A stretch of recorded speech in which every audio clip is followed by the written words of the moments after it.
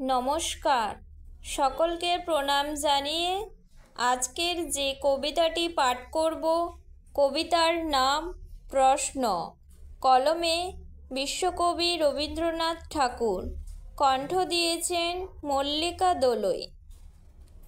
ভগবান, তুমি যুগে যুগে দূত পাঠায়েছ বাড়ি বাড়ি, দয়াহীন সংসারে। তারা বলে গেল ক্ষমা করো সবে, বলে গেল ভালোবাসো, অন্তর হতে বিদ্বেষ বিষ্ণাসো।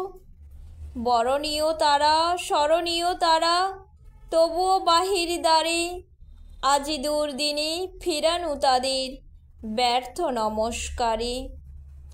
আমি যে দেখেছি গোপন হিংসা কপট রাত্রি ছায়ে হেনেছে নিঃসহায়ে।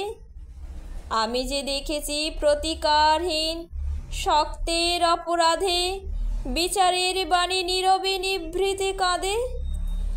আমি যে দেখিনু তরুণ বালক উন্মাদ হয়ে ছুটে কি যন্ত্রণায় মরেছে পাথরে নিষ্ফল মাথা কুটে। কণ্ঠ আমার রুদ্ধ আজিকে বাসে সঙ্গীত ধারা, অমাবস্যার কারা। লুপ্ত করেছি আমার ভুবন দুঃস্বপ্নের তলে, তাই তো তোমায় সুধায় অশ্রু জলে। যাহারা তোমায় বিষায়েছে বায়ু, নিভায়েছে তব আলো, তুমি কি তাদের ক্ষমা করিয়াছ? তুমি কি বেসেছ ভালো? নমস্কার।